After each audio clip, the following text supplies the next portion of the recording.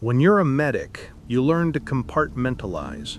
You build walls in your mind to keep the job from following you home. You see the worst day of 100 different lives, and you have to just pack it away and move on to the next one. But every now and then, you get a call that doesn't fit in any of the boxes. A call that's broken. It finds the cracks in your walls and seeps through, staining everything. I've been a medic for 15 years. I have 3 of those calls. And the first one taught me that some families don't just pass down heirlooms, they pass down curses. It came in around 2 a.m., dispatch toning it out with a calm urgency that always meant the worst. Code blue, elderly male, suspected cardiac arrest. My partner, Dave, and I rolled up to a quiet street in a sleepy, well-to-do suburb.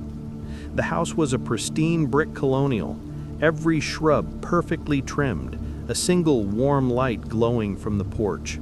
It was a picture of peace. A middle-aged woman met us at the door before we could even knock. Her face was a mask of unearning serenity. There were no tears, no panic. "He's in here," she said, her voice a flat, rehearsed monotone. "My father. He's gone." We followed her into a living room that had been converted into a hospice suite. An old man lay in a hospital bed, his skin waxy and gray.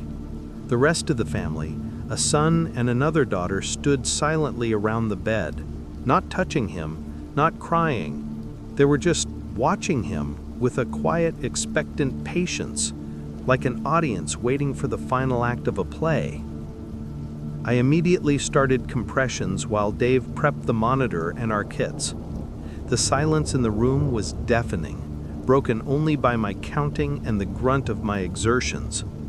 "How long has he been down?" I asked, pushing the air from his lungs. The son, a man in his 50s with the same stoic face as his sister, answered without looking at me. His eyes were fixed on his father's wrist. 5 minutes, maybe 6. On the old man's wrist was a strange, tarnished silver bracelet. It wasn't medical alert jewelry. It was thick, heavy, and intricately carved with geometric symbols that seemed to twist and writhe in the dim light.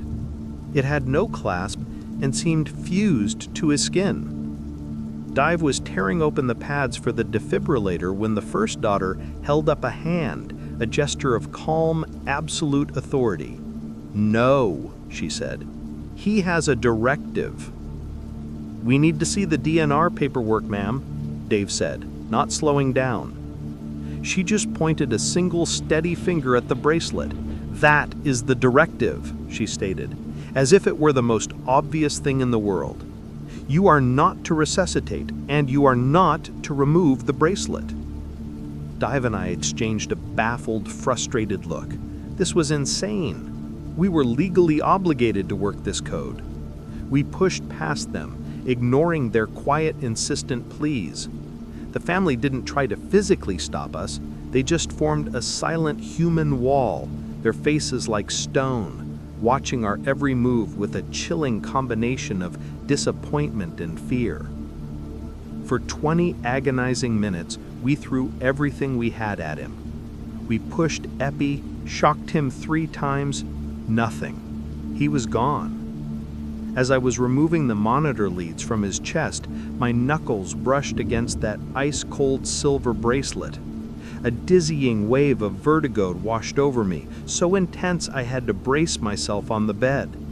For a split second, the world went silent, and a sibilant, overlapping chorus of whispers filled my head, a language I couldn't understand, but a tone of ancient possessive hunger that I felt in my bones. "You okay, Dive?" asked, seeing me stumble. "Yeah, just tired," I mumbled. Back in the rig, I told Dive about the whispers. He just laughed. "It's called an auditory hallucination, rookie. The stress gets to you. And that family was a bunch of weirdos. Forget about them." I tried. But the next shift, we got the call for a difficulty breathing. The address was a different street, a different town, but when we walked in, my blood ran cold. It was him, the same old man, sitting in a recliner, gasping for air, looking at us with pale, terrified eyes. And on his wrist was the same silver bracelet. I stopped dead in the doorway. "Dive, for the love of God, do you see that?" I whispered. Dive pushed past me, annoyed. "I see a hypoxic senior citizen, and I see you blocking the door. Let's move." He didn't recognize him at all. The family was different, yet the same. Quiet, fearful, watchful. The man's vitals were a mess. As I put the blood pressure cuff on him, my fingers deliberately brushed against the bracelet again. This time, the whisper was a single, clear, venomous word in English, spoken in 100 voices at once. Mine. At the hospital, I cornered the ER doctor, babbling my insane story. He gave me a look of profound pity and ordered a psych consult for me. He showed me the patient's file. His name is Robert Smith. Never been in our system before today. You've had a rough couple of shifts. It happens. I became obsessed. I started seeing his face in crowds. I'd checked the wrists of every elderly patient, a frantic, paranoid tick. We got the call for him 3 more times that month. Each time a different home, a different town, a different name on the chart that I was the only one who saw change. Each time he was dying. Each time they were terrified we would save him. Each time Dive just saw another patient. I was trapped in a nightmare that only I could see. The last time was another cardiac arrest. We walked in and the scene was a perfect, horrifying replica of the first. The silent room, the watchful family, the dead man, the bracelet. As I began compressions, I looked down into his dead, open eyes, and this time I saw it, not just the vacant stare of death. I saw a scream, a silent, trapped, eternal scream of pure terror. And in that moment, I understood. He wasn't afraid of dying. He was afraid of not dying. I worked on him for 10 minutes, my movements robotic. Then I stopped. "I'm calling it," I said to Dive. "What? We just got here. We can't stop." "His family has a right to refuse treatment," I lied, my voice a hollow echo of my own. "There's no bringing him back. We're done." A collective, shuddering sigh of relief went through the family. It was the most horrific sound I'd ever heard. As we packed up our gear, the daughter touched my arm, her hand as cold as a morgue slab. "Thank you," she whispered, her eyes filled with a gratitude that made my stomach turn. "You don't know what you've done." As we walked to the door, I took one last morbid look back. The son was leaning over his father's body. He was carefully, reverently unclasping the silver bracelet from the dead man's wrist. The bracelet, I thought, had no clasp. He then turned and held it out to his own son, a teenager who had been standing silently in the corner the whole time. The boy, his face a mask of grim inherited duty, took the bracelet and with a trembling hand clasped it onto his own young, healthy wrist. It wasn't a DNR bracelet. It was a leash. I hadn't saved a man. I had just helped a monster change its host. In our business, you get used to repetition. The same calls, the same addresses, the same sad stories. But there was one address we only went to once a month, the Route 9 farmhouse. And every time we went, it was the first time. For everyone but me. The first time, the call was a check well-being, toned out at 3 a.m. The address was a derelict farmhouse set way back from the road, a skeletal shape against the moonlit sky. The front door was ajar, swinging gently in the breeze. My partner, Mike, and I called out but got no answer. We went in. The scene was a quiet domestic tragedy. An old man, dead in a rocking chair from a self-inflicted gunshot wound that had happened weeks, maybe months ago. An old woman collapsed in the kitchen. It was sad, grim, and straightforward. We called the coroner, the police came, reports were filed. A classic, tragic end to a long life of isolation. A month later, to the day, dispatch toned us out again. Unknown medical, Route 9 farmhouse. "Hey, isn't that the murder-suicide we worked last month?" I said as Mike put the rig in drive. He gave me a weird look. "What are you talking about? Never been there before." "Yes, we have," I insisted. "The rocking chair, the old woman in the kitchen. Mike, you were there. You were the one who found her." He was genuinely confused, then annoyed. "Look, man, I think I'd remember a scene like that. You're mixing up your calls. Let's just go." I was seething, questioning my own sanity. But when we pulled up to the house, and he let out a low whistle and said, "Whoa, this place is creepy," I knew he wasn't lying. This was his first time. We walked inside, and my world tilted on its axis. It was the exact same scene, the same man, the same woman, in the same positions.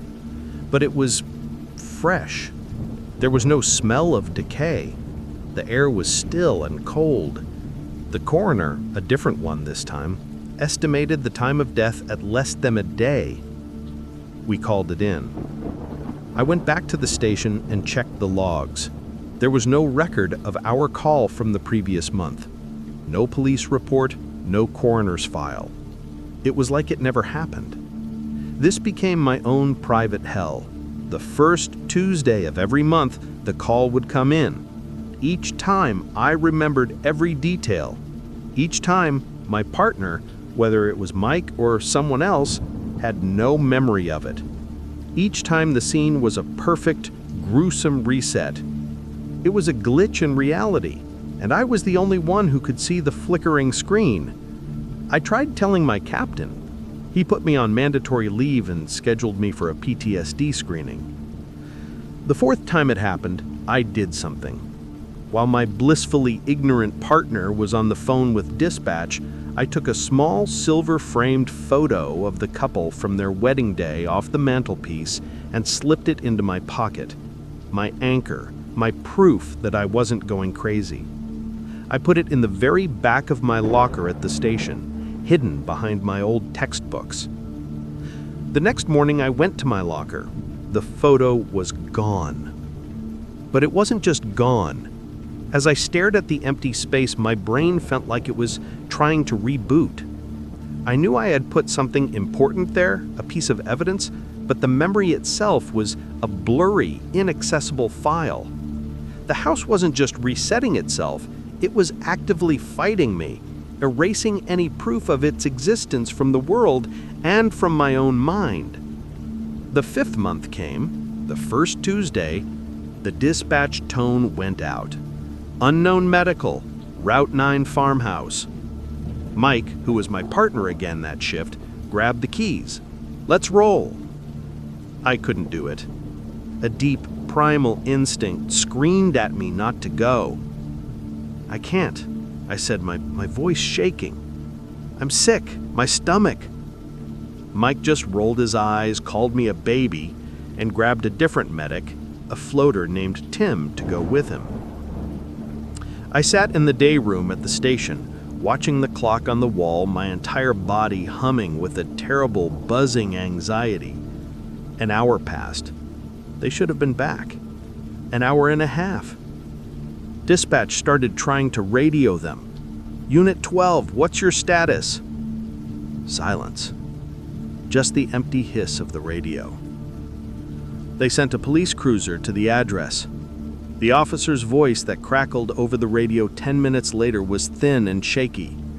"Dispatch, I'm on scene at the Route 9 coordinates. Ambulance 12 is here. It's running and it's empty, but there's nothing else here. There's no farmhouse. There's nothing. It's just an empty field and an old stone well." Mike and Tim were never seen or heard from again.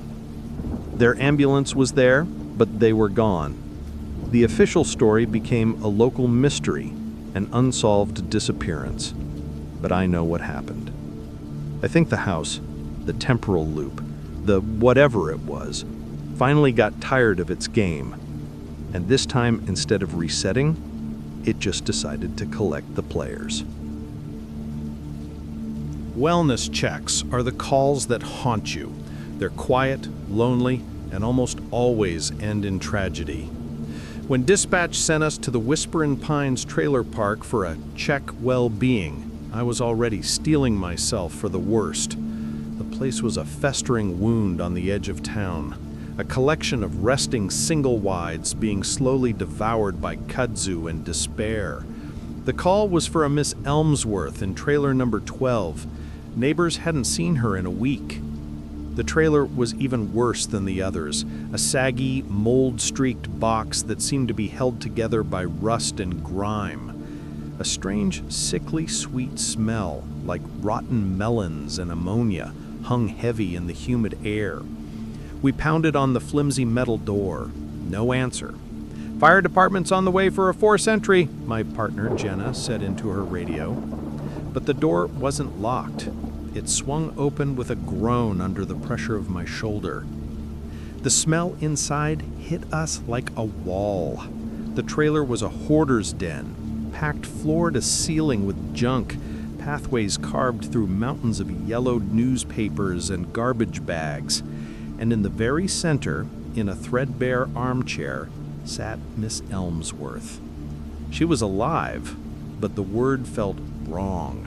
She was a desiccated husk, rail thin, her skin a waxy, translucent white, and she was just staring at us, a thin, unnervingly placid smile on her face. "Ma'am, we're paramedics," Jenna said, her voice soft and professional, but I could hear the shock underneath. "We're here to help you. Can you tell us your name?" Miss Elmsworth didn't speak. She just tilted her head, and with a slow, creaking motion that seemed to cause her immense effort, she mimicked Jenna's posture, a perfect doll-like replication of a woman concerned. Her smile never wavered. Jenna and I exchanged a deeply unnerved look. We started our assessment. Her vitals were a chaotic mess. As I reached to check her pulse, her skin felt fundamentally wrong. It was cool to the touch, clammy, and it felt loose, like it was draped over her bones rather than attached to them. She didn't respond to any of our questions, but she started to mimic everything. When Jenna shined a penlight in her vacant eyes, Miss Elmsworth's own trembling skeletal hand came up, a thumb and forefinger forming a circle, mimicking the light. When I coughed, a dry, rasping, identical cough echoed from her throat. It wasn't just imitation. It was instantaneous, flawless, soulless replication. This wasn't a standard medical call. We had to get her out of there. "Okay, Miss Elmsworth," I said, my voice strained. "We're going to put you on our stretcher and take you to the hospital now." I moved to help her stand, my hand gripping her thin upper arm through her tattered housecoat. The fabric was old and brittle, and it tore. But it wasn't just the fabric. A large, semi-translucent flake of her skin came away with it, peeling off like old parchment. Underneath, her flesh wasn't raw or bleeding. It was a pale, shimmering, segmented gray, like the shell of a cicada. I snatched my hand back as if I'd been burned, a strangled gasp escaping my lips. Jenna saw it too, her face a mask of horrified disbelief. Miss Elmsworth's smile widened, stretching the waxy skin of her face to a breaking point. A low, rapid, chittering click started in her throat, like 1,000 tiny insects. "We need to go," Janet whispered, her professional calm completely shattered. "Now!" We started backing out of the trailer, slowly, deliberately, not wanting to trigger whatever was about to happen. The thing in the chair didn't try to stop us. It just watched, its head tilting at an impossible bird-like angle, the clicking in its throat growing louder, more excited. As we stumbled back out into the oppressive sunlight, my eyes fell on something I hadn't registered on the way in. Behind her trailer, and behind every other trailer in that silent, dead park, were huge, discarded heaps. They were leathery, molted husks, human-shaped skins, piled like old clothes in various states of decay. This wasn't just Miss Elmsworth, it was all of them.